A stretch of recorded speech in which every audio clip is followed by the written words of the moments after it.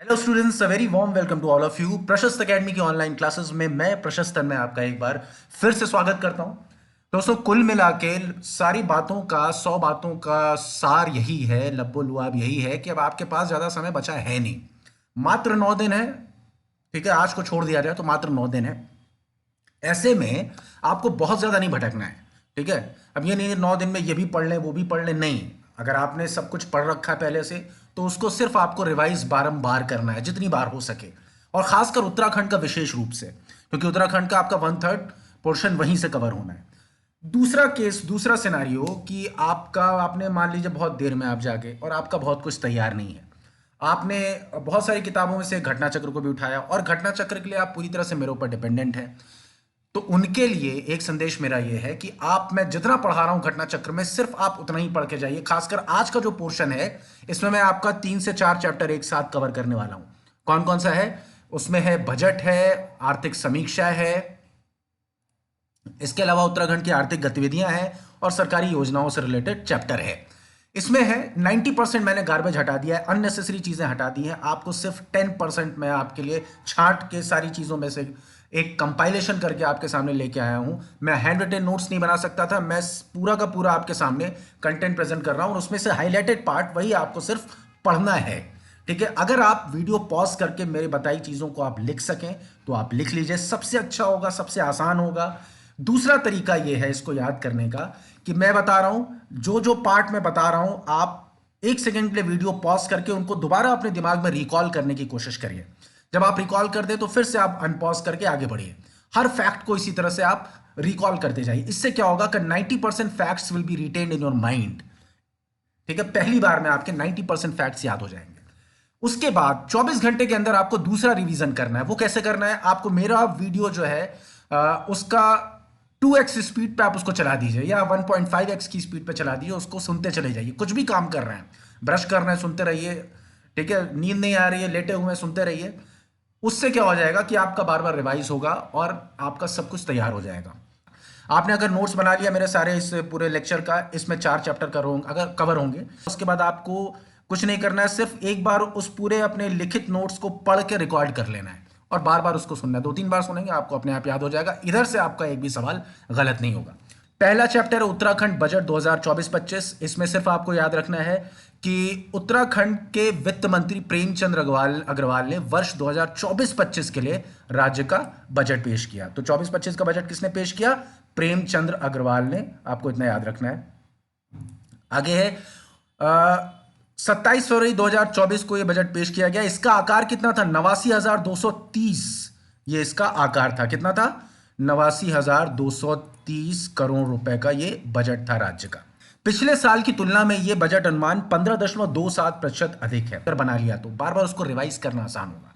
आपने अगर नोट्स बना लिया मेरे सारे इस पूरे लेक्चर का, इसमें 4 चैप्टर अगर कवर होंगे, अगर आपने ये वीडियो बना लिया, उसके बाद आपको कुछ नहीं करना है, सिर्फ एक बार उस पूरे अपने लिखित नोट्स को पढ़ के रिकॉर्ड कर लेना है और बार बार उसको सुनना है। 2-3 बार सुनेंगे, आपको अपने आप याद हो जाएगा। इधर से आपका एक भी सवाल गलत नहीं होगा। तो चलिए आज स्टार्ट करते हैं। मैं जितना बता रहा हूं सिर्फ आपको उतना पढ़ना है, सिर्फ उतना आपको नोट करना है। चलिए, अब वीडियो यहां से शुरू होता है। पहला चैप्टर है उत्तराखंड बजट 2024-25। इसमें सिर्फ आपको याद रखना है कि उत्तराखंड के वित्त मंत्री प्रेमचंद अग्रवाल ने वर्ष 2024-25 के लिए राज्य का बजट पेश किया। तो 24-25 का बजट किसने पेश किया? प्रेमचंद्र अग्रवाल ने। आपको इतना याद रखना है। आगे है 27 फरवरी 2024 को यह बजट पेश किया गया। इसका आकार कितना था? 89,230। ये इसका आकार था। कितना था? 89,230 करोड़ रुपए का ये बजट था राज्य का। तो आपको याद रखना है। आगे क्या है? 89,000 का ये पूरा बजट है। उसके बाद आप चलते हैं हम लोग। पिछले साल की तुलना में ये बजट अनुमान 15.27% अधिक है। आगे चलते हैं हम लोग। राजस्व पूंजी खाते व्यय, इसको बिल्कुल नहीं पढ़ना है, कुछ नहीं याद करना है, छोड़िए इसको। अब आते हैं हम लोग राजकोषीय घाटा। राजकोषीय घाटा टोटल कितने का था? 9416.43 करोड़, यानी 9416.43 करोड़ का ये क्या था? फिस्कल डेफिसिट था। पूंजीगत परिव्यय में आते हैं तो वित्तीय वर्ष यानी फाइनेंशियल ईयर 2024 एंड 25 के बजट में जो कैपिटल एक्सपेंडिचर था वो क्या है? अनुमानित 13,779.6 करोड़ रुपीस। चलिए आगे बढ़ते हैं। इसमें कुछ नहीं है, सिर्फ आपको ये भी याद नहीं रखना है, सिंपल सा आपको 2022-23 2024-25 का बजट अनुमान याद रखना है 2779 करोड़, या इसको छोड़ दीजिए, ये टेबल किसी काम का नहीं है।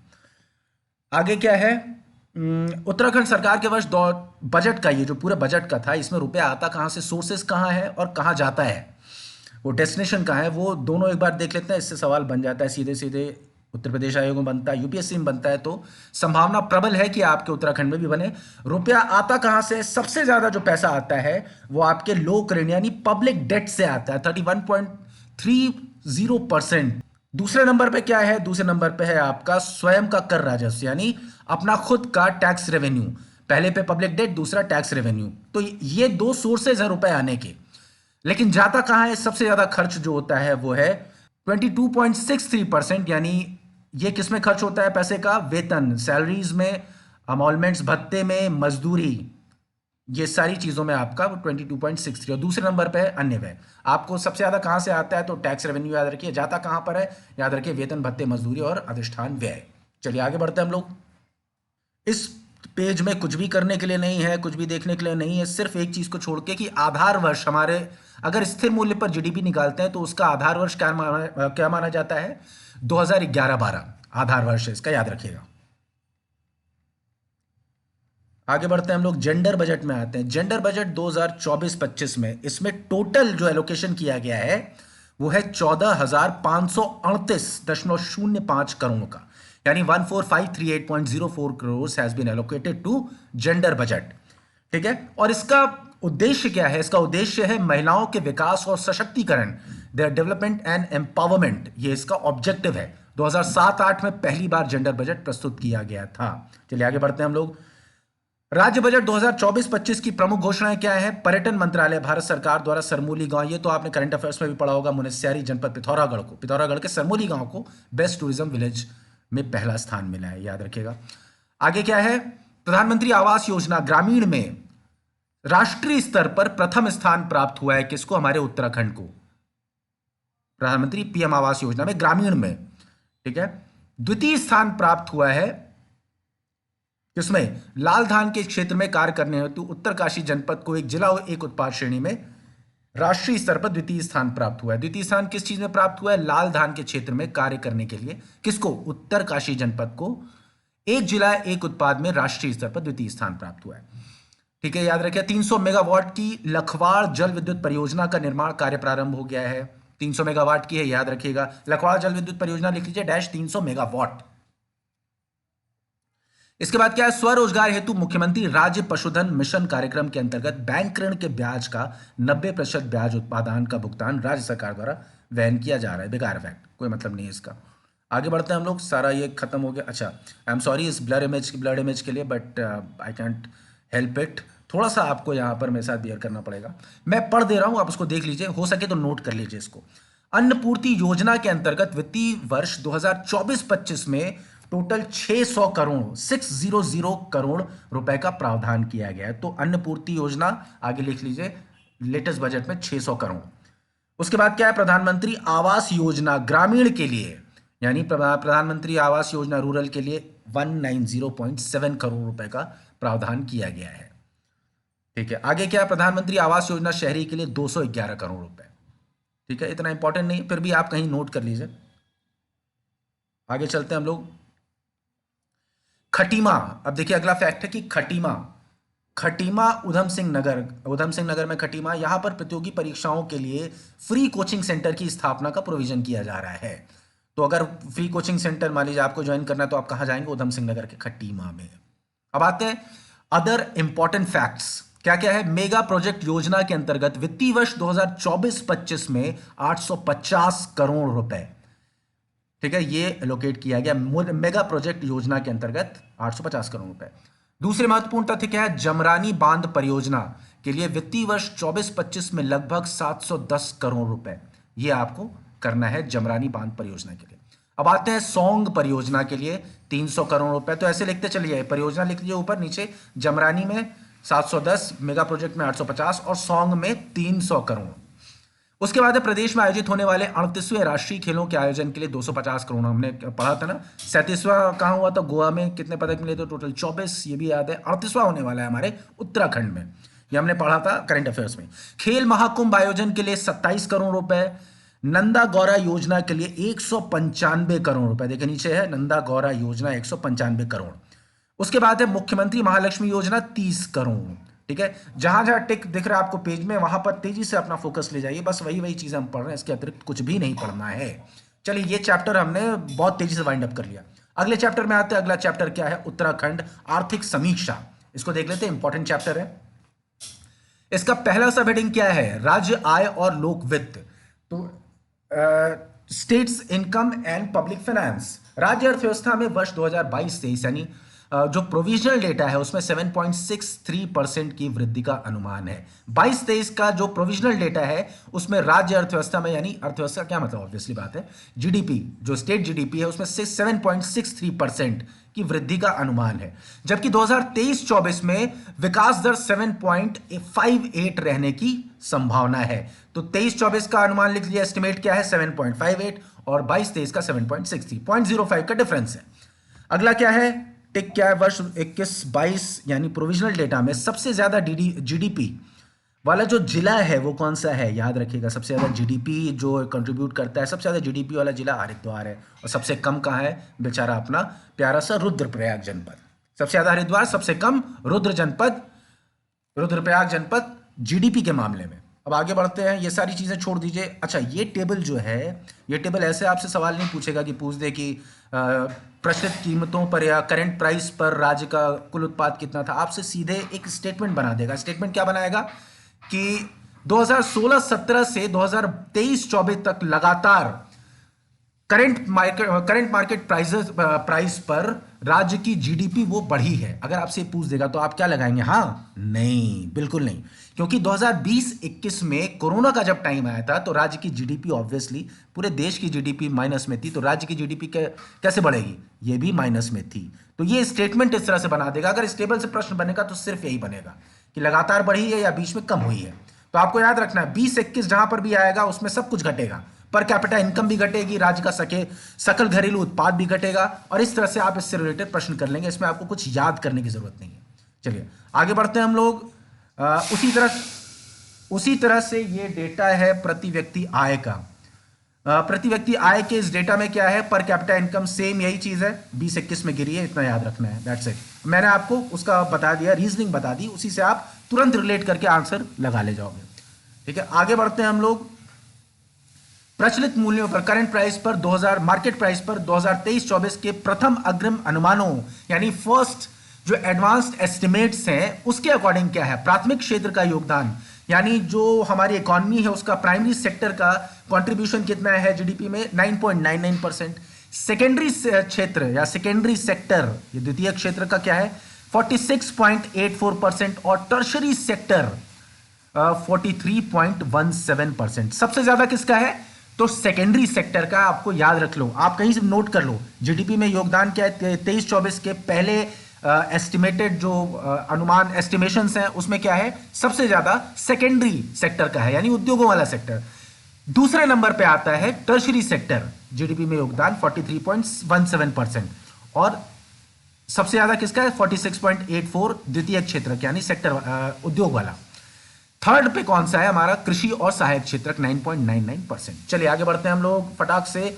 अब आते हैं बैंकिंग और इंस्टीट्यूशनल फाइनेंस, यानी बैंकिंग और संस्थागत वित्त। अगर ट्रांसलेशन गलत नहीं है, इंग्लिश वाले अगर गलत है तो प्लीज अपने हिसाब से एडजस्ट कर लो प्लीज।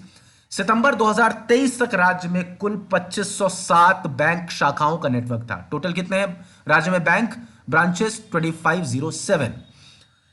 सेंसस 2011 के अनुसार हर ब्रांच पर जो औसत जनसंख्या, एवरेज पॉपुलेशन पर ब्रांच इज 4035। ये इंपॉर्टेंट डेटा है। क्यों है? क्योंकि राष्ट्रीय स्तर पर ये डेटा है, यानी राष्ट्रीय स्तर पर एवरेज हमारा क्या है? 11,271 लोगों पर एक बैंक ब्रांच है। यानी हमारी अभी तक फाइनेंशियल इंक्लूजन अपने चरम पे नहीं पहुंचा है। अगर इतने ज्यादा लोगों पर एक ब्रांच है तो कितना मुश्किल होता होगा उनको बैंकिंग सर्विसेज अवेल करने में। लेकिन उत्तराखंड इस मामले में सही है, 4035 पॉपुलेशन हमारी पर बैंक ब्रांच। चलिए आगे बढ़ते हैं। 30 सितंबर 2023 तक राज्य में सार्वजनिक क्षेत्र के यानी पब्लिक सेक्टर के बैंक कुल कितने हैं? 1395 ब्रांचेस हैं। और इंडियन स्टेट बैंक की सबसे ज्यादा 445 शाखा है। भारतीय स्टेट बैंक की, स्टेट बैंक ऑफ इंडिया की सबसे ज्यादा शाखाएं हैं पूरे उत्तराखंड में। और भारतीय स्टेट बैंक की एसबीआई ही वो बैंक है जो हमारे क्षेत्रीय ग्रामीण bank, RRB, rural regional rural banks या उत्तराखंड ग्रामीण बैंक को प्रायोजित करता है। ठीक है, स्पॉन्सर कौन है इसका? एसबीआई, याद रखिएगा। सबसे ज्यादा इसी की ब्रांचेस भी है पूरे प्रदेश में। और देहरादून सबसे आगे भैया, सिटीज में देहरादून सबसे आगे, यहां पर 607 बैंक शाखाएं हैं। और सबसे कम कहां पर है? तो बाबू याद कर लेना, रुद्रप्रयाग में सबसे कम 54 बैंक शाखाएं हैं सिर्फ। यानी आप रुद्रप्रयाग में जाएंगे तो आपको पैसा निकालने में दिक्कत होगी। आगे बढ़ते हैं हम लोग, सीधे आते हैं कराधान पर। ठीक है, टैक्स इम्पोजिशन क्या है? 233 करोड़ रुपए 2001 में सिर्फ 233 करोड़ रुपए का टैक्स कलेक्शन हुआ करता था पूरे स्टेट में। अब 2022-23 में ये 52 गुना बढ़ गया है। 52 times increase, 52 times larger than the 2000 and 2001 collection. अब ये कितना हो गया है?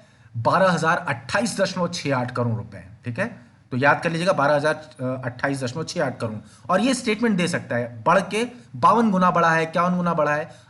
ठीक है, इस तरह का स्टेटमेंट पूछ सकता है। तो याद रखिए 52 गुना बढ़ के 12,028.68 करोड़ हो गया है। आगे बढ़ते हैं। दिसंबर 2022 तक राज्य को जीएसटी अवधि में कुल 7,418.33 करोड़ रुपए रेवेन्यू, यानी जीएसटी से कितना रेवेन्यू मिला? 7,418। ठीक है, जो जो जीएसटी में आती है मदें, सिर्फ उनसे टोटल जीएसटी इतना प्राप्त हुआ। सतत विकास लक्ष्य, इसमें कुछ नहीं पढ़ने की जरूरत है आपको। ये जो बेसिक एसडीजी आप जानते होंगे, जीएस का जो पार्ट है, वही सारी चीजें हैं इसमें। और अगर आपको एसडीजी अगर आपको एक बार में याद करना है तो हमारे चैनल पर एक वीडियो अपलोड किया हुआ है, आप उसको एक बार देखेंगे, सिर्फ एक बार देखेंगे, और मैं गारंटी देता हूं कि आप जिंदगी में भूलेगा नहीं, आखिरी सांस तक नहीं भूलेगा। वो इतना बढ़िया बताया हुआ है। ठीक है, आपको सिर्फ उसको देखना है, आपने उसको रिवाइज करना है ना, दोबारा याद करना है। आपको क्वेश्चन उससे रिलेटेड कोई भी पूछेगा, आप लगाने की स्थिति में होंगे अगर आपने वो वीडियो देख लिया तो। I can bet you. चलिए आगे बढ़ते हैं हम लोग। भाव संचलन, ये टेबल बेकार है, कोई मतलब नहीं है इसका। आगे बढ़ते हैं खाद्य नागरिक आपूर्ति में। अच्छा, इसमें सिर्फ एक फैक्ट है जो आपको याद रखना है कि one nation one ration card योजना हमारे उत्तराखंड में 2020 जुलाई में लागू की गई थी। और ये क्या है? इससे क्या होगा कि राष्ट्रीय खाद्य सुरक्षा मिशन योजना के राशन कार्ड धारकों, यानी नेशनल फूड सिक्योरिटी मिशन के जो राशन कार्ड होल्डर्स हैं, वो क्या करेंगे? एक राज्य से दूसरे राज्य में, if they migrate from one state to another state, और even one city to another city, one district to another city, another district, they can purchase their ration from any of the centres. किसी भी दुकान से, ration की दुकान से वो खाद्यान्न प्राप्त कर सकते हैं। जुलाई 2020 में उत्तराखंड में ये लागू हो गया। चलिए आगे बढ़ते हैं। ये लिख लीजिए, राज्य के शीर्ष 3 फल उत्पादक जिले। सबसे ऊपर होगा नैनीताल, और दूसरे नंबर पे, सिर्फ 2 याद रखिए, नैनीताल और उधम सिंह नगर। फल उत्पादन में सबसे ऊपर नैनीताल, दूसरे नंबर पे उधम सिंह नगर। सब्जी में क्या है? फल लिख लीजिए, फल के आगे नैनीताल, उधम सिंह नगर। सब्जी के आगे लिख लीजिए उधम सिंह नगर और हरिद्वार। ठीक है, सब्जी के आगे पहला नंबर उधम सिंह नगर, दूसरे पे हरिद्वार। 2022-23 का आंकड़ा है, पूछ देगा ये। आलू में लिख लीजिए उधम सिंह नगर पहले नंबर पे, दूसरे नंबर पे उत्तरकाशी। और कुछ याद नहीं रखना है, कोई मीट्रिक टन उत्पादन याद नहीं रखना है। मसाले में सबसे ऊपर टिहरी, दूसरे नंबर पे देहरादून। आगे बढ़ते हैं हम लोग। अब जो पूरे स्टेट का पर हेक्टेयर प्रोडक्शन है वो क्या है? 2.357। 2022-23 में जो लेटेस्ट आंकड़ा है उसके हिसाब से कृषि विभाग उत्तराखंड क्या कहता है? 2022-23 में हमारा जो पर हेक्टेयर प्रोडक्शन है वो है 2.357। लिख लीजिए आगे। अब आते हैं वन डिस्ट्रिक्ट वन प्रोडक्ट। इसमें है हरिद्वार से क्या, किस प्रोडक्ट को रिकॉग्नाइज किया गया है? वो है मशरूम। हरिद्वार से कुकुरमुत्ता, याद रखेगा, हरि के द्वार से कुकुरमुत्ता। उत्तरकाशी यानी उत्तर की काशी से सेब आधारित उत्पाद, यानी एप्पल से जो भी प्रोडक्ट बनता है वो सब उत्तरकाशी से। देहरादून बेकरी उत्पाद, बेकरी प्रोडक्ट्स जो है वो देहरादून हो गए। नैनीताल से फलों का जूस और स्क्वाश। नैनीताल में वनों का प्रतिशत सबसे ज्यादा है, इसलिए यहां पर फल भी ऑब्वियसली बहुत ज्यादा होंगे, तो फलों का जूस और स्क्वाश। चंपावत तेज पत्ता और मसाले। पौड़ी से सिट्रस फल, पौड़ी से नींबू वर्गीय फलों पर आधारित उत्पाद, जैसे माल्टा कह सकते हैं इसको, माल्टा उनमें से एक है। पिथौरागढ़, पिथौरागढ़ से हल्दी, हल्दी कैसी होती है? पीली, तो पीली से हल्दी याद आएगा, पिथौरागढ़ याद आएगा पीली से, और हल्दी याद आ जाएगा इससे। उधम सिंह नगर, आम, आम खा के उधम सिंह ने खूब उत्पात मचाया, या उधम सिंह जी को आम बहुत पसंद था, याद रख लीजिए। अल्मोड़ा, अल्मोड़ा में खुबानी पे बेस्ड जितने भी प्रोडक्ट हैं, उसका जो जैम, चटनी, अचार जो भी बनता है वो अल्मोड़ा का है। बागेश्वर, कीवी वाले जितने प्रोडक्ट्स हैं वो सारे जैम, चटनी, स्क्वैश, केक, ये बागेश्वर के हैं। टेरी, अदरक आधारित उत्पाद यानी जिंजर बेस्ड प्रोडक्ट्स। चमोली क्या है? मछली। आप चमोली जैसे जाएंगे, चमोली में मूली है तो वहां मूली वाले लोग क्या खिलाएंगे आपको? मछली, मत्स्य आधारित उत्पाद। चमेली जाते हैं आप, चमोली जाते हैं, आपके मुंह में मछली ठूस दी जाएगी। रुद्रप्रयाग में क्या होगा? रुद्रप्रयाग में भैया आपको पहिया पहिया जाएंगे पैदल चल के, और आपको वहां पर अवार्ड के तौर पर इतने लंबे मैराथन के बाद चौलाई का लड्डू खिलाया जाएगा रुद्रप्रयाग में। ठीक है, आते हैं आगे बढ़ते। उत्तराखंड आर्थिक समीक्षा, राज्य में अंडा दुग्ध उत्पादन छोड़ दीजिए, किसी मतलब का नहीं टेबल। अब देखिए, निर्यात को बढ़ावा देने के लिए 15 दिसंबर 2021 को राज्य की नई निर्यात नीति लागू की गई। यह स्टेटमेंट पूछ देगा 15 दिसंबर 2021 को राज्य की न्यू एक्सपोर्ट पॉलिसी लागू की या नहीं, तो आप बोलेंगे हाँ कर दी गई। उत्तराखंड से निर्यात की स्थिति क्या है? उत्तराखंड में 2022-23 में निर्यात जो है वो 14,311 था, याद रखिएगा। और ये भी लगातार बढ़ नहीं रहा है, ये लगातार शुरुआत में 18-19 में ज्यादा था, 16,285 करोड़ का था, 19-20 में भी ज्यादा था, लेकिन उसके बाद ये जो है घटता चला गया और घट के 14,311 करोड़ रुपए पे आ गया। आगे क्या है? National digital live stock mission, ये याद रखिएगा, पायलट प्रोजेक्ट के रूप में इसे देहरादून और हरिद्वार में 2021 में क्रियान्वित किया गया था सबसे पहले। उसके बाद अप्रैल 2023 से पूरे राज्य में उसको लागू कर दिया गया है। कौन सा? National digital live stock mission. शुरुआत में हैदराबाद कहां से आ गया भाई? देहरादून और हरिद्वार, ठीक है, बाद में पूरे स्टेट में। चलिए आगे बढ़ते हैं, इसको ये छोड़िए, इधर कुछ नहीं, इधर आते हैं। इंडियन फॉरेस्ट सर्वे रिपोर्ट जो होती है, उसके अनुसार क्या है? राज्य के वनावरण में 2021 की जो रिपोर्ट आई है, तो राज्य के फॉरेस्ट कवर में स्टेट के 2 वर्ग किलोमीटर की वृद्धि, अरे बाप रे बाप, बहुत ज्यादा वर्ग किलोमीटर की वृद्धि हो गई। 2 वर्ग किलोमीटर की टोटल वृद्धि हुई है इतने सालों में, ठीक है। और अब क्या हो गया? हमारा जो फॉरेस्ट कवर है that is 45.44% of the whole geographical area of Uttarakhand, और अगर उसको स्क्वायर किलोमीटर में बताएंगे तो 24,305 वर्ग किलोमीटर है, स्क्वायर किलोमीटर। जबकि हमारा रिकॉर्डेड फॉरेस्ट एरिया कितना है? 38,000 स्क्वायर किलोमीटर, यानी 71.02% of the whole geographical area. अगर इसमें थोड़ी बहुत गलती होगी तो आप तुरंत नीचे कमेंट में बताइएगा। इनफैक्ट अगर मैं कहीं भी गलत करूं तो आप कमेंट में जरूर मुझे करेक्ट किया कीजिए, ताकि मैं कमेंट को पिन करके और बाकी लोगों को भी अवेयर कर दूं, भैया यहां पे गलती है, इसको एक बार देख लेना। नीचे आते हैं हम लोग, आगे क्या है? अब है इको टूरिज्म बढ़ावा देने के लिए मुख्य सचिव, राज्य में जो है पारिस्थितिकी पर्यटन, इको बेस्ड टूरिज्म को बढ़ावा देने के लिए मुख्य सचिव, प्रिंसिपल सेक्रेटरी, उत्तराखंड शासन की अध्यक्षता में हाई पावर्ड कमेटी का गठन किया गया है, ठीक है, याद रखिएगा। और करेंटली 12 इको टूरिज्म डेस्टिनेशंस को विकसित किया जा रहा है। तो ये क्वेश्चन एज इट इज पूछ सकता है, how many eco tourism destinations are being developed in Uttarakhand. तो टोटल आपके कितने होंगे? 12 इको टूरिज्म गंतव्य विकसित किए जा रहे हैं। आगे बढ़ते हैं हम लोग, आगे क्या है? छोड़िए इसको, पेयजल का कोई मतलब नहीं इसको पढ़ने का। अब आगे आते हैं, प्रदेश में वर्तमान तक लगभग 3600, भैया ये नोट कर लो, कहीं लिख लो, याद कर लो दिमाग के किसी कोने में, नहीं हो तो पॉज करके दिमाग में दोहरा लो इसी चीज को आप। क्या है? टोटल जो length of national highways in state is 3608 kilometres, याद रखिएगा, 3608 किलोमीटर राष्ट्रीय राजमार्ग की टोटल लंबाई है यहाँ पर जो नेटवर्क है उसका। आइए बढ़ते हैं आगे हम लोग, आगे क्या है? PLFS, पीरियोडिक लेबर पार्टिसिपेशन, ऐसे ही कुछ है इसका, लेबर फोर्स पार्टिसिपेशन सर्वे, कुछ ऐसे ही इसका नाम मुझे याद आ रहा है। 22-23 के अकॉर्डिंग स्टेट में 2021-22 की जो बेरोजगारी की दर थी 8.4% थी, लेकिन 2022-23 में घटकर ये आ गई 4.9%, ठीक है। तो ये याद रख लीजिए 4.9%, ये डेटा इंपॉर्टेंट है 22-23 का, बाकी ऊपर का भूल जाए तो भी कोई दिक्कत नहीं। वही लॉजिक लगाइए, अगर इससे रिलेटेड भी पूछ दे कि बेरोजगारी की दर मतलब घटी है कि बढ़ी है 2022 के बाद?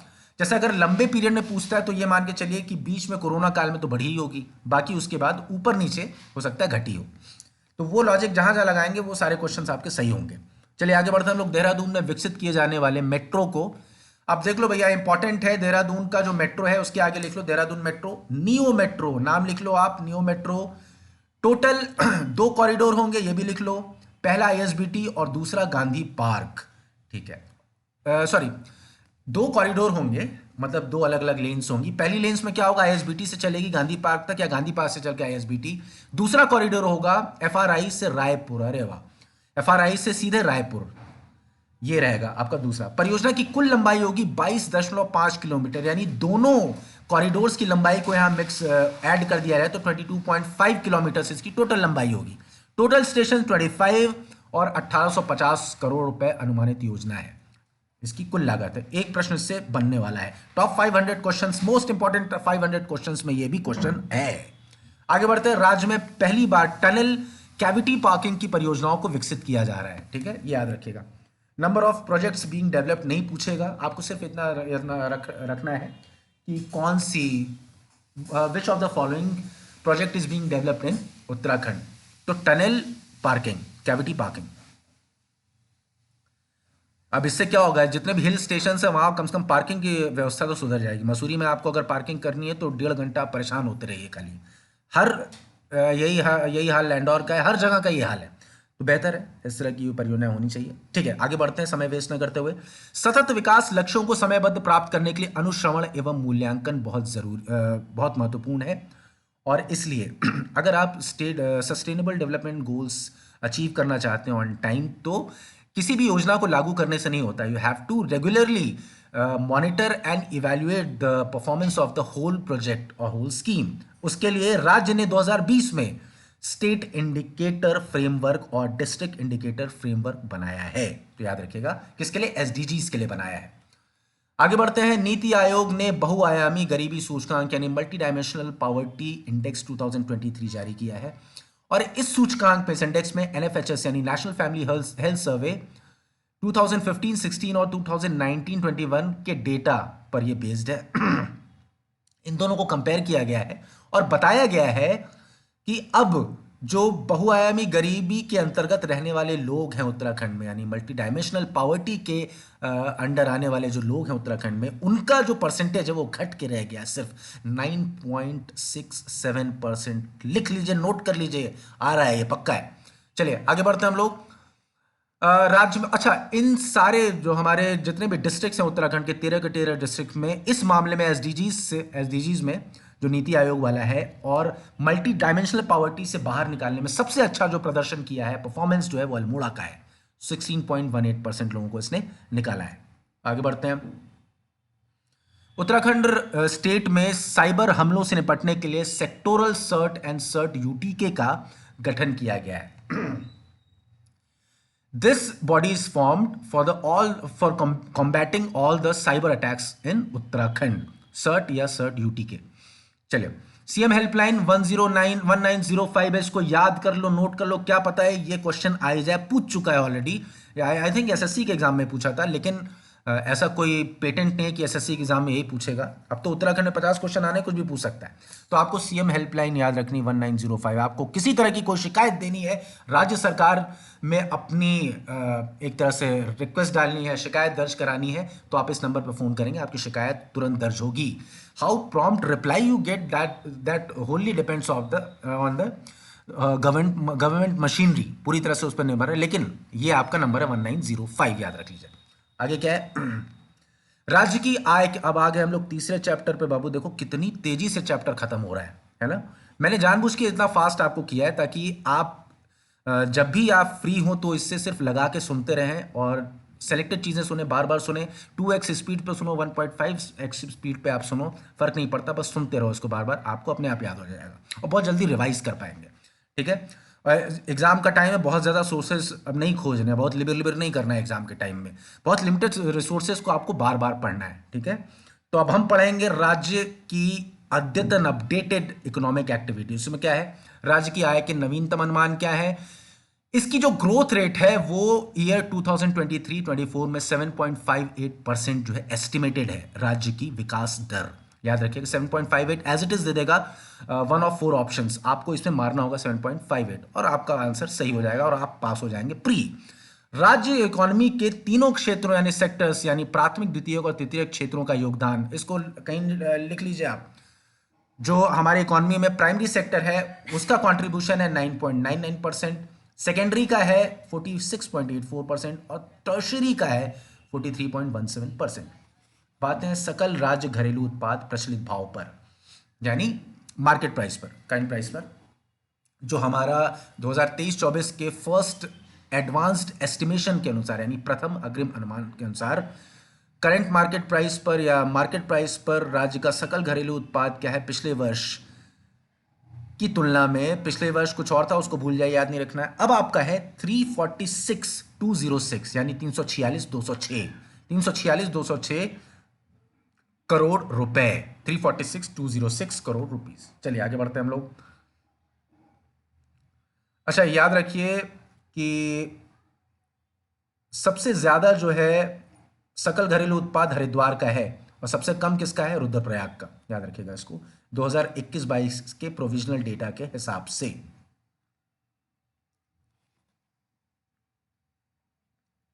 अच्छा एक चीज और ये देख लीजिए, मुझे इंपॉर्टेंट लग रहा है, मैंने कैसे इसको नहीं लगाया, आई एम सॉरी।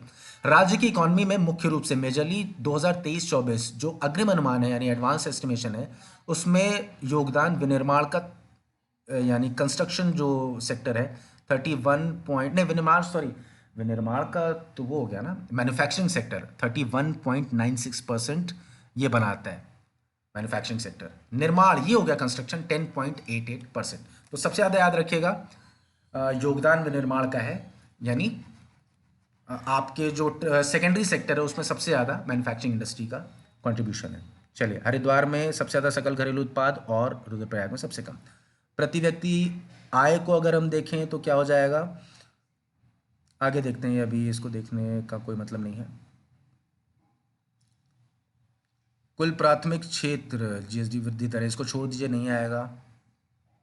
नीचे आते हैं द्वितीय क्षेत्र, ये भी नहीं आएगा, हटा दीजिए। तृतीय क्षेत्र, तृतीय क्षेत्र ये हटाइए, बेकार है, ये सब बेकार है। कुल योग तृतीय क्षेत्र बेकार है, कोई मतलब नहीं है। अब आते हैं district wise per capita income. सबसे ज़्यादा district wise per capita income किसकी है, तो वो है हरिद्वार की।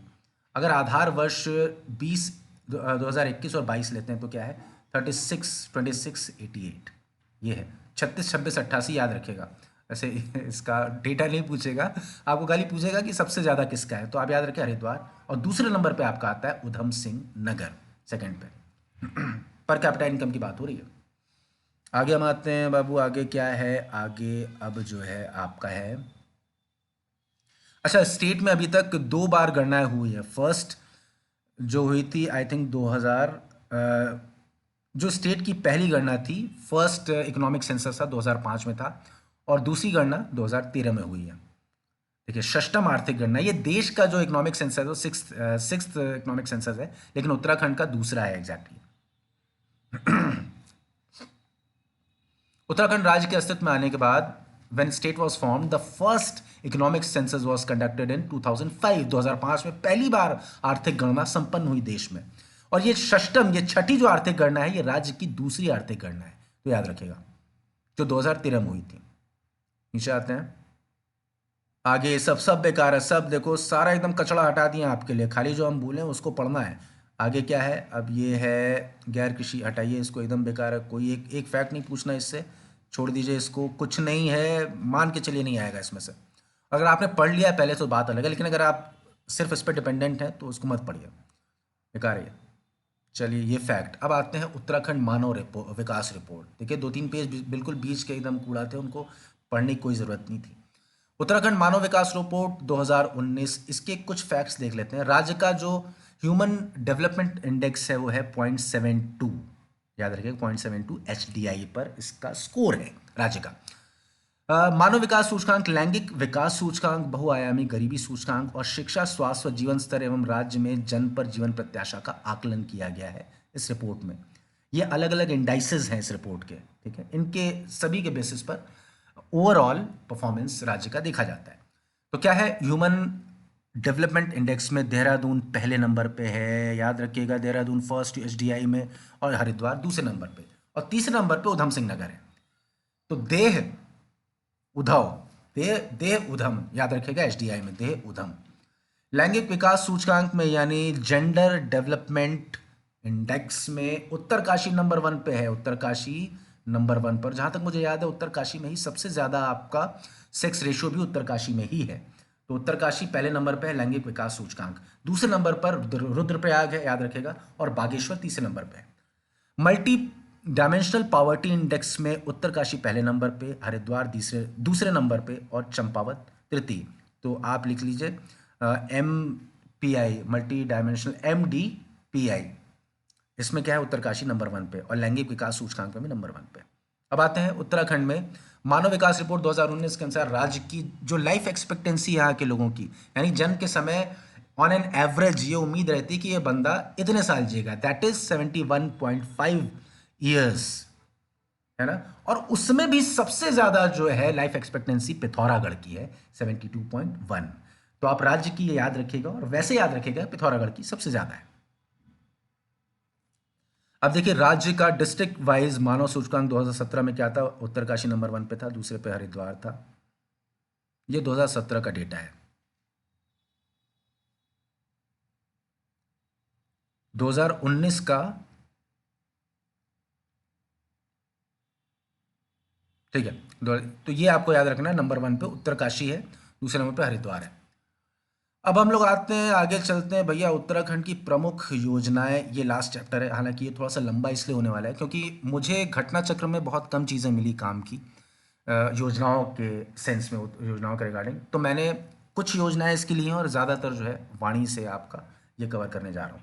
तो शुरुआत में इसमें पढ़ लेते हैं। मुख्यमंत्री खिलाड़ी प्रोत्साहन योजना 29 अगस्त 2023 को राष्ट्रीय खेल दिवस के अवसर पर राज्य के मुख्यमंत्री द्वारा इसे स्टार्ट किया गया।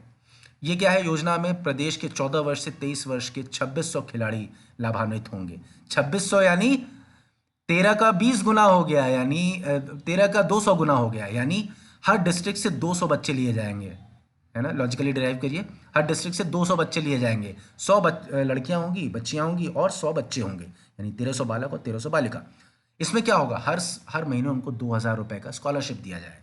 और उसके अलावा साल में अगर उनको अपने स्पोर्ट्स संबंधित कुछ वो लेने, उपकरण लेने हैं, स्पोर्ट्स संबंधित कोई चीज़ लेनी है, तो उसके लिए साल में एक बार 10,000 रुपये दिए जाएंगे। चलिए आगे बढ़ते हैं। राज्य मानसिक स्वास्थ्य नीति, उसमें बस उतना ही पढ़ने लायक है। राज्य मानसिक स्वास्थ्य नीति 7 जुलाई 2023 को राज्य सरकार द्वारा मानसिक स्वास्थ्य नीति नियमावली को मंजूरी प्रदान की गई, यानी mental health policy regulations were approved on 7 July of 2023। भैया मैं रियल टाइम में एक्चुअली वो कर रहा हूँ ट्रांसलेशन, और अंग्रेजी में मेरे हाथ बहुत ज़्यादा तंग है, इसलिए कुछ गलती होगी अंग्रेजी मीडियम वालों, तो मुझे माफ़ करना। खुद अपने हिसाब से थोड़ा बहुत अनुमान करके आप समझ जाइए। अगला क्या है, मानसिक स्वास्थ्य संस्थानों के अस्थायी पंजीकरण के लिए 2000 रुपये शुल्क रखा गया, लेकिन मानसिक स्वास्थ्य विशेषज्ञों का पंजीकरण निःशुल्क होगा, ये बेकार है। आगे बढ़ते हैं हम लोग। मुख्यमंत्री एकल महिला स्वरोजगार योजना, यानी जितनी भी विडोड हैं या डिवोर्सी हैं या सिंगल लेडीज़ हैं, उनके लिए क्या है, मुख्यमंत्री ने एक नई योजना लॉन्च की है। और कब, महिला दिवस के दिन 2023 को। इसमें क्या होगा, इसमें होगा, इसका उद्देश्य है एक्चुअली सिंगल लेडीज को आत्मनिर्भर, सेल्फ डिपेंडेंट और एम्पावर्ड बनाना, यानी आत्मनिर्भर और सशक्त बनाना। इसमें क्या होगा, महिलाओं को, इसके अंदर जो बेनिफिशियरी वुमेन है, लाभार्थी महिलाएं, उनको कोई रोजगार, एम्प्लॉयमेंट शुरू करने के लिए 1 लाख रुपए तक के प्रोजेक्ट पर 50% तक का ग्रांट दिया जाएगा। अगर आप सिंगल लेडी हैं और आपको कोई रोजगार, एम्प्लॉयमेंट शुरू करना है, तो आप 1 लाख रुपए अगर आपको लगाना है, तो उसमें 50% तक आपको गवर्नमेंट देगी, 50,000 रुपीज़ तक। इसके बाद क्या है, इस योजना का लाभ केवल उन्हीं लेडीज को दिया जाएगा जो विधवा, विकलांग या गरीब परिवार से आती हैं। ये चीज़ है इस योजना की। तो डिवोर्सी हटा दीजिए, डिवोर्सी इसमें नहीं आता, मैंने अपने मन से अनुमान लगा लिया, उसको हटा दीजिए। विधवा, that was lame kind of lame and guess, उसको हटाइए। योजना की पात्रता है तो न्यूनतम आयु 25 और अधिकतम जो है मैक्सिमम जो एलिजिबिलिटी क्राइटेरिया एज क्या 45 और मिनिमम 25 है।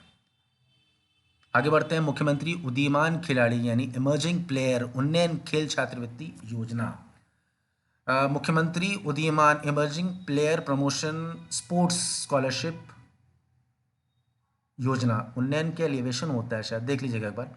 इंग्लिश मीडियम के 29 अगस्त 2022 को राष्ट्रीय खेल दिवस के अवसर पर मुख्यमंत्री पुष्कर सिंह धामी ने इस योजना की शुरुआत की।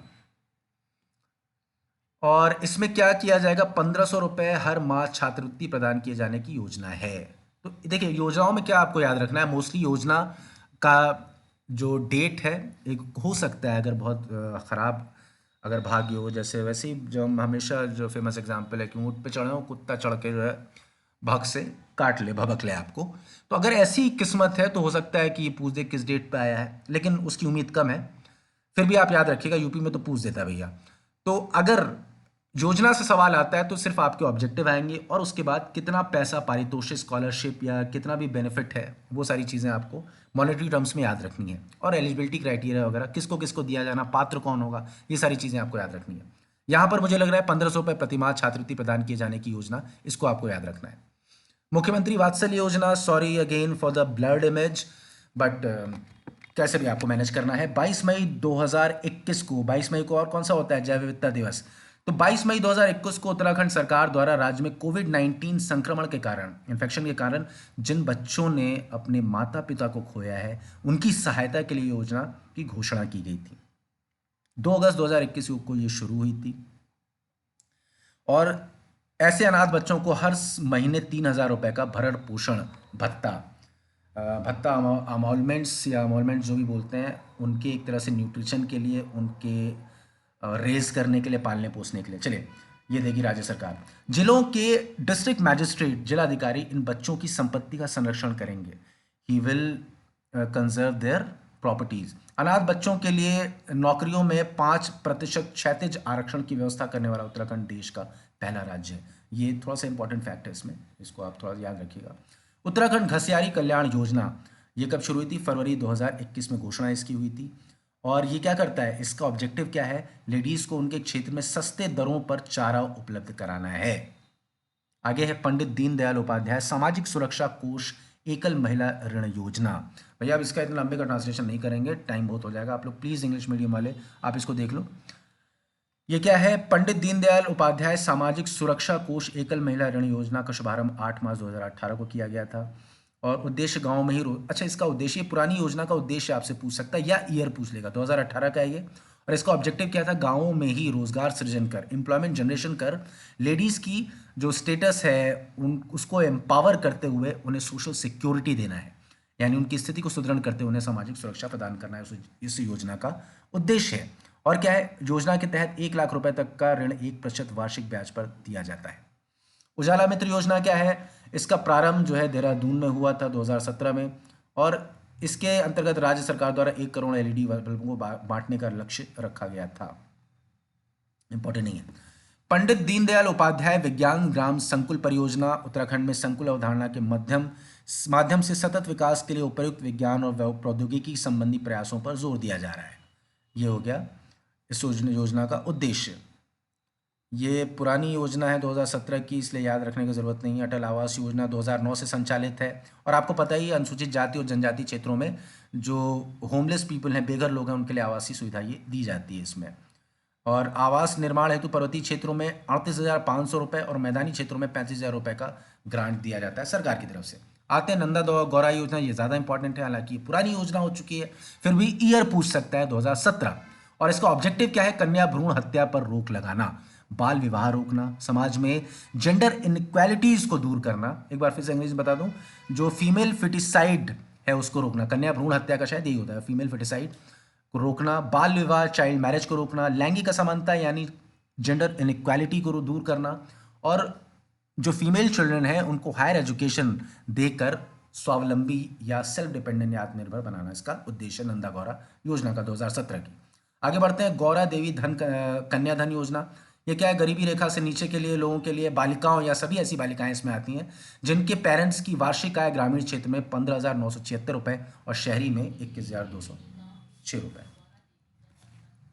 योजना का लाभ केवल इंटरमीडिएट परीक्षा उत्तीर्ण करने वाली बालिकाओं को दिया जाएगा। आगे क्या है, इस योजना के अंतर्गत चयनित प्रति छात्रा को 50,000 रुपए की धनराशि कन्याधन के रूप में स्वीकृत की जाएगी। धनराशि का भुगतान किसी राष्ट्रीयकृत बैंक या ऐसे शासकीय बैंक की सावधि जमा के रूप में रखी जाएगी।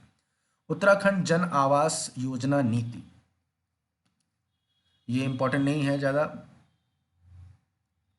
2022 तक कुल क्या है, 2.5 लाख आवासों की कमी अनुमानित। छटाइए इसको, बेकार है, नहीं आएगा इससे। अच्छा, ये बस याद करिए इसको, क्रियान्वित इसके इम्प्लीमेंटेशन के लिए which agency has been appointed as nodal agency. किस एजेंसी को नोडल एजेंसी बनाया गया, तो वह है उत्तराखंड आवास एवं नगर विकास प्राधिकरण। अब ये क्या है, उत्तराखंड जन आवास योजना के लिए राज्य सरकार द्वारा भूमि का चिन्हांकन मार्क करके भूमि निशुल्क उडा को उपलब्ध कराई जाएगी तथा उडा द्वारा ईडब्ल्यूएस और एलआईजी श्रेणी के आवासों का, एलआईजी कैटेगरी की जो लोअर इनकम ग्रुप्स कैटेगरी के जो आवास हैं उनका वृहद स्तर पर यानी व्यापक पैमाने पर उन्हें बनाया जाएगा। और ईडब्ल्यूएस आवासों में प्रति आवास 1.5 लाख रुपए की केंद्रीय सहायता के साथ राज्यांश के रूप में 1 लाख रुपए की छूट का प्रावधान किया गया। चलिए इसको हटाइए। अब ये हो गया हमारा पूरा का पूरा घटना चक्र का, जो मुझे लगा था इसमें इम्पॉर्टेंट है, लेकिन मुझे लगा कि आपको योजनाएं भी साथ में करवा दी जाए, तो मैंने फिर सहारा लिया है परीक्षा वाणी का। आइए देख लेते हैं कौन कौन सा परीक्षा वाणी अगर आपके पास है तो उसमें से आपको क्या क्या देखना है। सबसे पहले महिला और बाल कल्याण कार्यक्रम के हेडिंग के तहत क्या है, सबसे पहला समेकित बाल विकास कार्यक्रम 1975 से ही लागू है। इससे सवाल पूछता है जीएस में हर बार, कब से ये अस्तित्व में आई, 1975। मुख्यमंत्री सशक्त बहना उत्सव योजना, इंपॉर्टेंट है भैया, इस बार सवाल बन रहा है इससे, और हमने करंट अफेयर्स में इसको कवर भी किया था। 22 अगस्त को ये डिक्लेयर की गई सीएम धामी द्वारा 2023 को। और उद्देश्य क्या है, महिला समूह या निर्मित स्थानीय उत्पादों को बाजार उपलब्ध कराना। और ये योजना राज्य के महिला सशक्तिकरण और बाल विकास विभाग के द्वारा चलाया जा रहा है। इस योजना को इसके द्वारा महिला सशक्तिकरण और बाल विकास विभाग। अब आते हैं मुख्यमंत्री लखपति दीदी योजना, घोषणा 15 अगस्त 2023, पीएम द्वारा इसकी घोषणा की गई थी और प्रारंभ 4 नवंबर 2023 को उत्तराखंड में। लक्ष्य क्या है, 2025 तक राज्य की स्टेट की 1.25 लाख महिलाओं को लखपति बनाना। अच्छा, ये पीएम वाला एक बार आप देख लीजिएगा, चेक कर लीजिएगा please, I am not sure about it. 2025 तक राज्य की 1.25 लाख महिलाओं को लखपति बनाना इसका उद्देश्य है, लक्ष्य, ये इंपॉर्टेंट है, आ रहा है आपका। अच्छा, इसके साथ जो एक और मुझे इंपॉर्टेंट लगा, ऐसी उद्यमी महिलाओं को, ऐसी जो इसको क्या बोलते हैं, एंटरप्रेन्योर लेडीज़ को स्वयं सहायता समूह एसएचजी से जोड़कर कौशल प्रशिक्षण, स्किल डेवलपमेंट, स्किल ट्रेनिंग देना। और साथ ही मैंने उन्हें एंटरप्राइज स्थापित करने में, एस्टैब्लिश करने में 1 लाख रुपए तक का इंटरेस्ट फ्री लोन अवेल कराना। आगे क्या है, घसियारी कल्याण योजना हमने देख लिया। और ये पायलट योजना के तौर पर इसकी शुरुआत राज्य के 4 जनपदों अल्मोड़ा, रुद्रप्रयाग, पौड़ी गढ़वाल और चंपावत में की गई थी, लेकिन अब ये राज्य के 11 पर्वतीय जिलों में चलाई जा रही है। इसका आरंभ कब हुआ था, 25 फरवरी 2021, और उद्देश्य था पौष्टिक पशु आहार की आपूर्ति करना। लक्ष्य, पर्वतीय क्षेत्रीय महिला पशु चारकों को 3 रुपये प्रति किलोग्राम की रियायती दर पर चारा किट यानी पशु आहार उपलब्ध कराना। ठीक है, और कौन क्रियान्वयन कर रहा है, राज्य का सहकारिता विभाग। आगे बढ़ते हैं, मुख्यमंत्री नारी सशक्तिकरण योजना 2021 में शुरू हुई थी। उद्देश्य ऑब्वियसली महिलाओं का आर्थिक सशक्तिकरण और स्वावलंबन है। इसमें आग्रही महिलाएं जिन्होंने एप्लीकेंट जो लेडीज़ हैं उनको अधिकतम मैक्सिमम 5 लाख रुपए तक का इंटरेस्ट फ्री लोन अवेल कराया जा सकता है, दिया जा सकता है। महिला उद्यमियों को, यानी जो लेडी फीमेल एंटरप्रेन्योर्स हैं, उनको एंटरप्राइज स्टैब्लिश करने में, प्रोजेक्ट का उद्यम स्थापित करने में परियोजना का 30% या अधिकतम 1 लाख रुपए की सब्सिडी प्रदान करना है। और इस योजना की जो नोडल एजेंसी वो है ग्रामीण विकास विभाग। आते हैं महिला महालक्ष्मी कल्याण योजना, 17 जुलाई 2021 को प्रारंभ। उद्देश्य क्या है, नवजात शिशु और उसकी मां को पौष्टिक आहार की आपूर्ति कराना। नंदा गौरा योजना, शुरुआत 2018 को ही। उद्देश्य क्या है, निर्धन बीपीएल परिवार की बालिकाओं को आर्थिक सहायता उपलब्ध कराना। इसमें आर्थिक सहायता 2 किश्तों में दी जाती है। पहली किश्त बालिका के जन्म के आधार पर 11,000 की, दूसरी किश्त 12वीं उत्तीर्ण करने पर 51,000 की। ज्ञातव्य है कि पूर्व में संचालित गौरा देवी व नंदा देवी योजनाओं का संयोजित रूप है। मुख्यमंत्री आंचल अमृत योजना 7 मार्च 2019 को शुरू हुआ था और दोबारा आरंभ किया गया 2021 को। और उद्देश्य क्या है, 3 से 6 आयु वर्ग के बच्चों में कुपोषण समाप्त करना। याद रखिएगा, मुख्यमंत्री आंचल अमृत योजना, उद्देश्य 3 से 6 आयु के यानी इस एज के जो बच्चे हैं उनमें माल न्यूट्रिशन को खत्म करना। वैष्णवी सुरक्षा योजना, ये स्टार्ट हुई थी 2018 में। उद्देश्य लिंगानुपात में वृद्धि करना यानी सेक्स रेशियो को बढ़ाना। पीएम मातृवंदना योजना 2017 में, उत्तराखंड में 2019 में लागू हुई थी। और उद्देश्य आपको पता होगा, गर्भवती स्तनपान यानी ब्रेस्ट फीडिंग जो लेडीज़ हैं उनको न्यूट्रिशन देना, pregnant and breast feeding ladies. और इसके तहत क्या दिया जाता है, बेनिफिशरीज को 2 इंस्टॉलमेंट्स में, 2 किश्तों में कुल 5,000 रुपये की आर्थिक सहायता या इकोनॉमिक असिस्टेंस दिया जाता है। चलिए आगे बढ़ते हैं। बेटी बचाओ बेटी पढ़ाओ, ये सब तो यार आपने तैयार किया ही होगा उसमें जीएस में। मिशन गौरी शक्ति, इसका आरंभ कब हुआ था, 2021 में। इसका उद्देश्य क्या है, महिलाओं की आत्मरक्षा और सशक्तिकरण इसका उद्देश्य है। ठीक है, 2021 में, और महिलाओं की आत्मरक्षा और सशक्तिकरण, मिशन गौरी शक्ति। सबला योजना 2010 में, नहीं पूछेगा, ये हटाइए, इसको छोड़िए।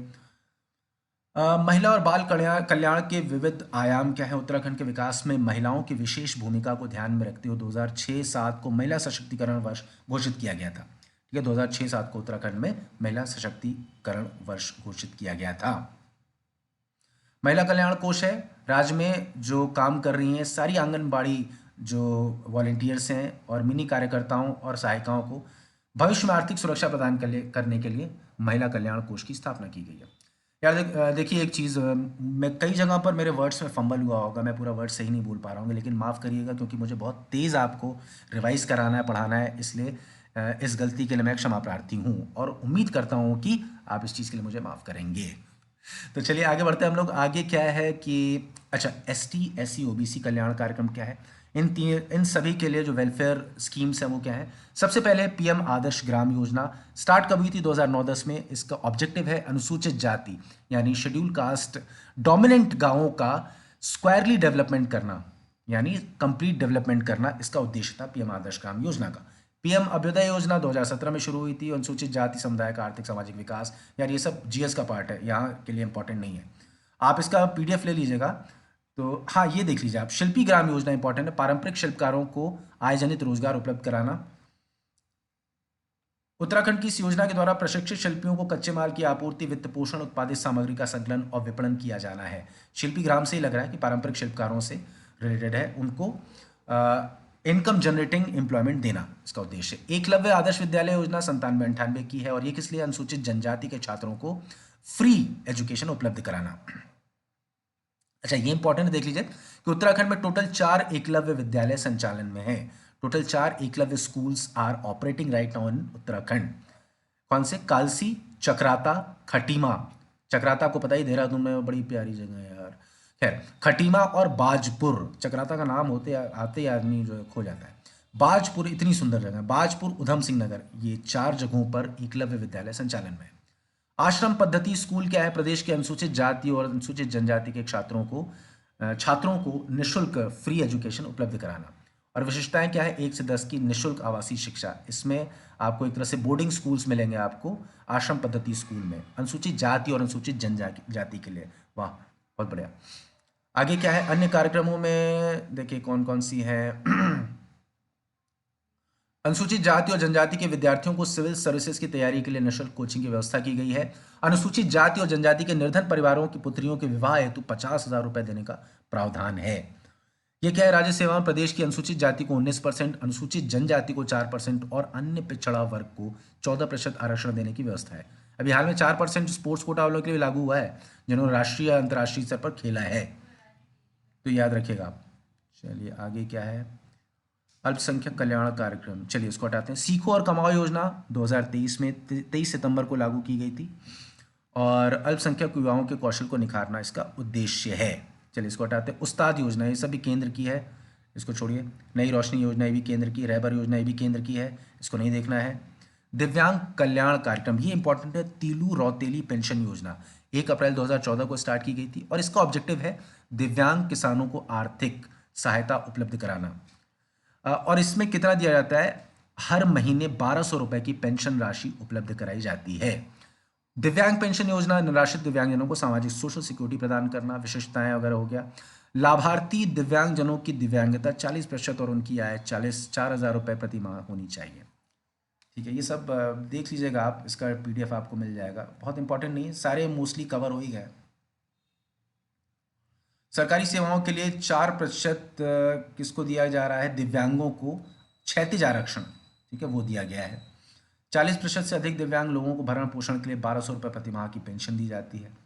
उसके बाद क्या है, दृष्टिबाधित लोगों के लिए पुस्तक छापने हेतु देहरादून में एक bell press, oh my god it's very important, शायद ये आ ही जाए। दृष्टिबाधित यानी विजुअली चैलेंज्ड पीपल, अगर मैं गलत नहीं तो विजुअली चैलेंज लोगों के लिए पुस्तक छापने हेतु ब्रेल प्रेस यहाँ पर कहाँ पे है, देहरादून में। और डीफ एंड मूक और बाघिर, इसको क्या बोलते हैं, डीफ एंड शायद मूक और बाधिर के हितार्थ देहरादून स्थित बजाज इंस्टीट्यूट ऑफ लर्निंग को राज्य संसाधन केंद्र घोषित किया। बजाज इंस्टीट्यूट ऑफ लर्निंग कहाँ है, देहरादून। दिव्यांगजन अधिकार अधिनियम 2016 द्वारा इनके अधिकारों को संरक्षित करने का प्रयास किया है। किसके द्वारा, दिव्यांगों के अधिकारों को। चलिए सब हटाते हैं। उत्तराखंड में पेंशन योजनाएं देख लेते हैं। वृद्धावस्था पेंशन योजना क्या है, न्यूनतम आयु 60 वर्ष, उसकी आय 4,000 रुपये प्रति माह तक होनी चाहिए। पेंशन राशि कितनी है, टोटल 1,500 रुपये महीने का मिलता है, ठीक है। आगे है उत्तराखंड विधवा पेंशन योजना। इसकी पात्रता क्या है, आय 4,000 रुपये पर माह तक होनी चाहिए। और इसमें भी कितना मिलता है, तो इस तरह की पेंशन जो उत्तराखंड में विधवाओं और वृद्धावस्था के लोगों के लिए 1,500 रुपये पर माह मिलता है इसमें। इंदिरा गांधी विधवा पेंशन क्या है, पेंशन राशि 1,500 रुपये पर माह, राज्य 1,200, ये हटाइए सब कुछ 1,500 है। किसान पेंशन योजना है 1,200 रुपये पर माह, न्यूनतम आयु 60 वर्ष होनी चाहिए। चलिए, मुख्यमंत्री एकल स्वरोजगार योजना हमने पहले कर लिया। मुख्यमंत्री बालाश्रय योजना देखते हैं क्या है। 5 सितंबर 2022 को ये आरंभ हुई और इसका उद्देश्य अनाथ बच्चों को निःशुल्क स्कूली शिक्षा, फ्री में स्कूल एजुकेशन देना इसका उद्देश्य है। आगे है एल्डर हेल्पलाइन, इसको याद रख लेना बाबू। 1405 वहाँ पर हमने देखा था, एक हेल्पलाइन, दूसरा सीएम हेल्पलाइन। यहाँ पर हेल्पलाइन नंबर क्या है, 14,567। ये वृद्ध लोगों के लिए हेल्पलाइन नंबर है, वरिष्ठ नागरिकों के लिए, यानी this is for senior citizens. उनको फ्री में इंफॉर्मेशन उपलब्ध कराई जाएगी और उनको सहायता दी जाएगी। चलिए आगे बढ़ते हैं हम लोग। स्वास्थ्य कल्याण कार्यक्रम आपातकालीन सेवा योजना, ये 108 नंबर, ये आपातकालीन इमरजेंसी है, उत्तराखंड में याद रखिएगा। और 2008 में इसकी शुरुआत हुई थी। किसी भी आपातकालीन इमरजेंसी की स्थिति में फ्री ट्रांसपोर्ट और अस्पताल, हॉस्पिटल सर्विसेज देना। 108 नंबर है इसका, याद रखिएगा। निक्षय मित्र पंजीकरण, 3 नवंबर 2022 को उत्तराखंड के स्वास्थ्य मंत्री ने बताया कि प्रधानमंत्री टीबी मुक्त भारत अभियान में सबसे अधिक निक्षय मित्रों का पंजीकरण उत्तराखंड ने पहला स्थान हासिल किया था यहाँ पर टीबी मित्र पंजीकरण में, ठीक है। टीबी मित्र नहीं, निक्षय मित्र, मतलब क्षय रोग से मुक्त करने वाले मित्रों में फर्स्ट। चलिए, आशा संगनी ऐप और पोर्टल, इसका उद्देश्य क्या है, आशा स्वास्थ्य कर्मियों के कार्यों की निगरानी, याद रखिएगा। अब ये इंपॉर्टेंट नहीं है। 104 निःशुल्क परामर्शी सेवा है, और ये जैसे 105 और 14,557 था, उसी तरह से ये 104 जो है फ्री काउंसलिंग सर्विस है। इस सेवा के तहत निःशुल्क 104 नंबर डायल कर चिकित्सीय परामर्श यानी मेडिकल काउंसलिंग प्राप्त की जा सकती है। चलिए, युवा नीति 2023, ये उत्तराखंड में आर्थिक सर्वेक्षण रिपोर्ट 2022-23 में लाने की बात की गई थी, ऐसी एक युवा नीति। और उल्लेखनीय कि इस युवा नीति का मसौदा जो ड्राफ्ट है वो यूएनडीपी यानी संयुक्त राष्ट्र विकास कार्यक्रम के सहयोग से तैयार किया गया है, जिसे जल्द ही मंजूरी मिलने की संभावना है। प्रांतीय रक्षक दल क्या है, प्रदेश में युवा कल्याण यानी यूथ वेलफेयर और उसकी पावर्स का यूटिलाइजेशन, उसको ध्यान में रखते हुए, उसके शक्ति के सदुपयोग को ध्यान में रखते हुए प्रांतीय रक्षक दल गठित किया गया है। और इसका उद्देश्य क्या है, कंस्ट्रक्टिव डेवलपमेंट, कंस्ट्रक्टिव प्रोग्रेस यानी रचनात्मक प्रगति, और सांप्रदायिक भेदभाव रहित युवा स्वयं सेवकों का, यानी जो कम्युनल डिस्क्रिमिनेशन से लेस हों, जो रहित हों, ऐसे यूथ वॉलेंटियर्स का एक शक्तिशाली और सुसंगठित संगठन सरकारी प्रेरणा से यानी गवर्नमेंट के मोटिवेशन से स्थापित करना है इसका उद्देश्य। अब आते हैं हम लोग, इसको हटाइए, मुख्यमंत्री उत्थान योजना, उद्देश्य क्या है, अच्छा फरवरी 2023 में ये स्टार्ट हुआ था। इसका उद्देश्य है प्रतियोगी छात्रों को निःशुल्क कोचिंग उपलब्ध कराना। मुख्यमंत्री ज्ञान कोश योजना, इसका उद्देश्य हमने करंट अफेयर्स में भी कवर किया था, प्रतियोगी परीक्षाओं हेतु मूलभूत सुविधाएं प्रदान करना, इसको छोड़िए आप, ये वहाँ कवर कर लिया था। उदयमान छात्र योजना, इमर्जिंग स्टूडेंट्स स्कीम होगा शायद अंग्रेजी में, जुलाई 2021 में। मुख्य परीक्षा हेतु आर्थिक सहायता प्रदान करना इसका उद्देश्य है। प्री पास कर लिए तो इस योजना का लाभ उठाइएगा। मुख्यमंत्री शोध प्रोत्साहन योजना कर लिए थे, इसको जरूरत नहीं है। ये देख लेते हैं कि शोध प्रोत्साहन में राज्य सरकार द्वारा शोधरत छात्रों को 3 किश्तों में कुल 15 लाख रुपए की प्रोत्साहन राशि प्रदान की जानी, ठीक है, मुख्यमंत्री शोध प्रोत्साहन योजना। आगे क्या है, कौशल उन्नयन और वैश्विक रोजगार योजना, उद्देश्य इसका है युवाओं की विदेशों में करियर बनाने में मदद करना, ये हटाइए उसको। विविध विकास कल्याण कार्यक्रम, प्रथम ग्राम समेकित विकास योजना नवंबर 2022, उद्देश्य राज्य के सीमांत यानी जो बॉर्डर विलेजेस हैं उनका सुनियोजित विकास करना। मुख्यमंत्री पलायन रोकथाम योजना, ये देख लीजिए प्रारंभ क्या है 2020, बस इतना ही। और उद्देश्य क्या है, प्रदेश के सीमांत गांव में पलायन को रोकना। अच्छा, उल्लेखनीय है कि ये देख लीजिए अल्मोड़ा, चमोली, पिथौरागढ़ सबसे ज्यादा पलायनग्रस्त जिले हैं, याद रखिएगा। हिम प्रहरी योजना क्या है, 2022 में शुरू हुई थी, उद्देश्य इसका प्रदेश के सब पलायन रोकने पे है। ये हिम प्रहरी हो गया, चाहे मुख्यमंत्री पलायन रोकथाम योजना, और या तो आपका बस यही दो है जो पलायन यानी माइग्रेशन रोकने के लिए है। उत्तराखंड मिलेट मिशन, 2023 16 फरवरी को इसकी घोषणा हुई थी, उद्देश्य पारंपरिक मोटे अनाजों को बढ़ावा देना। झंगोरा और मंडुआ को मिड डे मील योजना में शामिल किया गया है, याद रखिएगा अगर पूछ दे, ये इंपॉर्टेंट फैक्ट है, झंगोरा और मंडुआ को मिड डे मील में शामिल किया गया है। और स्टेट गवर्नमेंट सहकारी समितियों के माध्यम से मंडुआ की खरीद 78 रुपये प्रति किलो की दर से करेगी। छोड़िए इसको। पायलट प्रोजेक्ट के तौर पर सर्वप्रथम ये योजना देहरादून, हरिद्वार, उधम सिंह नगर और नैनीताल जनपदों में शुरू की गई। आगे क्या है, पशु सखी योजना, उद्देश्य इसका क्या है, 2023 में शुरू की गई थी अप्रैल में पशु सखी योजना। ऑब्जेक्टिव इज पशु मृत्यु दर यानी एनिमल मोर्टेलिटी रेट में कमी और ग्रामीण जो रूरल लेडीज हैं उनकी जो इकोनॉमिक स्टेटस है उसको बेहतर करना।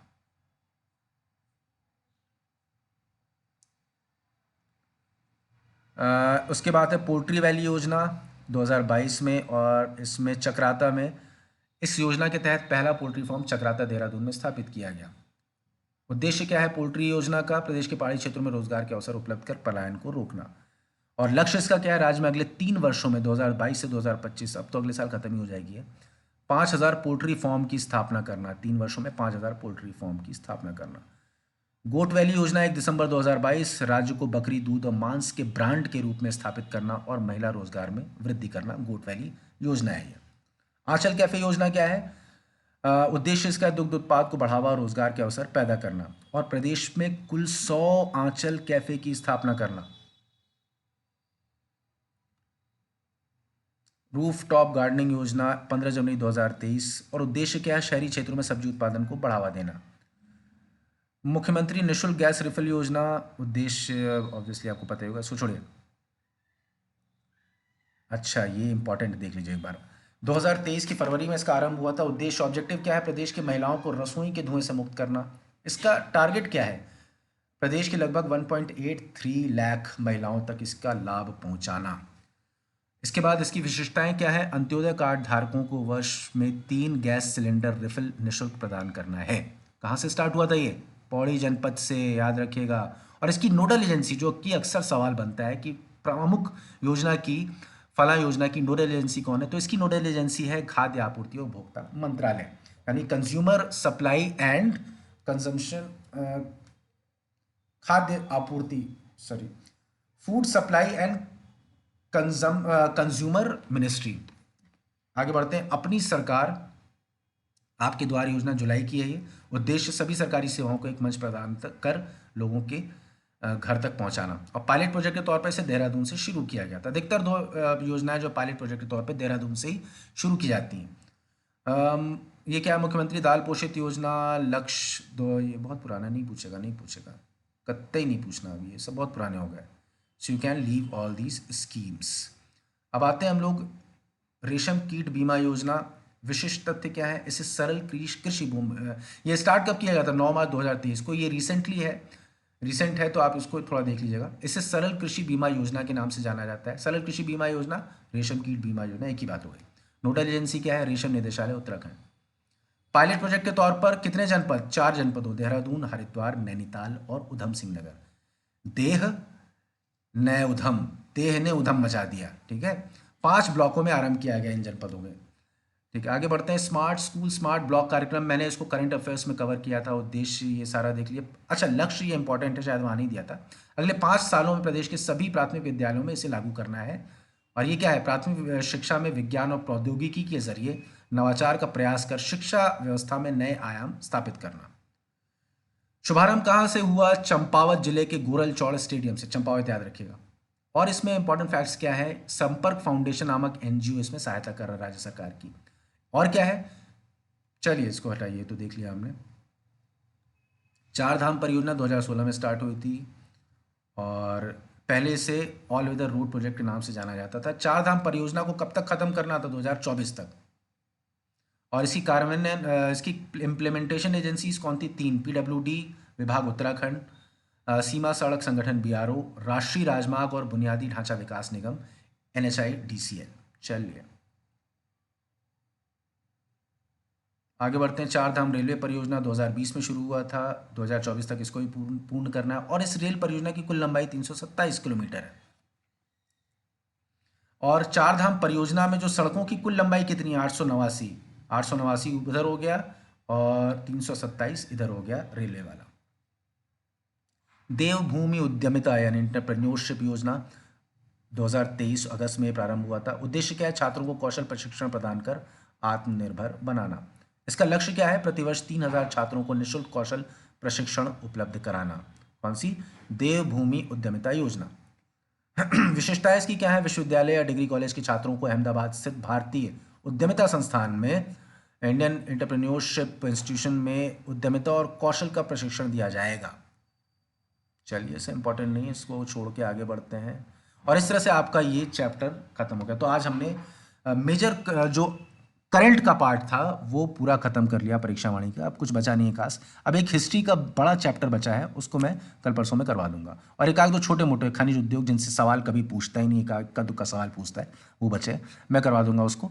तब तक आप इसको पढ़िए, इसको ज़्यादा से ज़्यादा बार सुनिए, नोट्स बनाइए, रिवाइज करिए और एग्जाम में रॉक करिए। ठीक है, all the best, very good luck to all of you, और मिलते हैं नेक्स्ट वीडियो में। तब तक के लिए जय हिंद।